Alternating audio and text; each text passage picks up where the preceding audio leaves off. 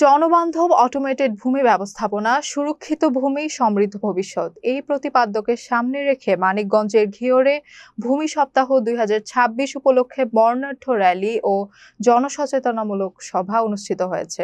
মঙ্গলবার সকালে উপজেলা ভূমি অফিস প্রাঙ্গণে আয়োজিত অনুষ্ঠানে সভাপতিত্ব করেন উপজেলা নির্বাহী অফিসার নাশিতাতুল ইসলাম। এ সময় ভার্চুয়ালি ভাবে ভূমি সেবা সপ্তাহের উদ্বোধন করেন প্রধানমন্ত্রী তারেক রহমান। অনুষ্ঠানে উপস্থিত ছিলেন উপজেলা সহকারী কমিশনার ভূমি মোহাম্মদ তানভীর ইসলাম, কৃষি কর্মকর্তা তাহমিনা খাতুন, উপজেলা প্রাণী সম্পদ কর্মকর্তা ডাক্তার পার্বতী পাল, ঘিওর থানার অফিসার ইনচার্জ মীর মাহবুবুর রহমান এবং ঘিওর প্রেস ক্লাবের সভাপতি মোহাম্মদ মহসিন খান হীরা।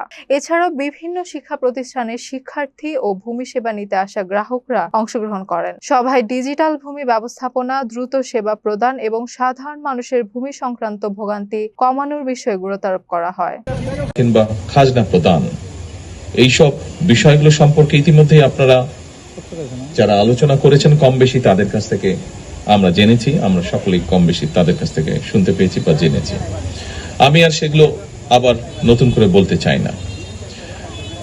উপস্থিতবৃন্দ, যুগ যুগ ধরে ভূমি জমি সংক্রান্ত হিসাব নিকাশ এবং এসবের ভাগ বাটোর একটি চলমান প্রক্রিয়া আমাদের সমাজ জীবনে বা পারিবারিক জীবনে। জগতের নিয়মে প্রজন্মের পর প্রজন্ম অতীত হয়ে গেলেও ভূমি জমি এটা থেকেই যায়। সময়ের পরিক্রমায় একই পরিবার হয়তো একই জমি বিভিন্ন শরিকদের মধ্যে বারবার বন্টন হতে থাকে।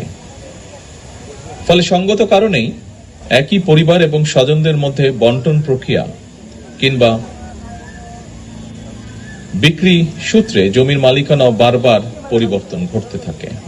শুধু যুগ যুগ নয়, বলা যায় শতাব্দীর পর শতাব্দী ধরেও ভূমি জমির মালিক হয়তো অনেক বেশি সংখ্যক মানুষ।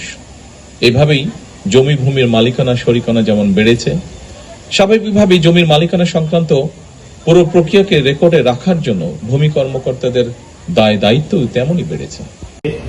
আমার মনে হয় প্রত্যেকটি মানুষ জড়িত। ভূমি অফিস এমন একটি অফিস যে অফিসের সাথে আমাদের জীবনের কোনো এক সময় না এক সময় আমাদেরকে ভূমি অফিসে এসে সেবা গ্রহণ করতে হয়।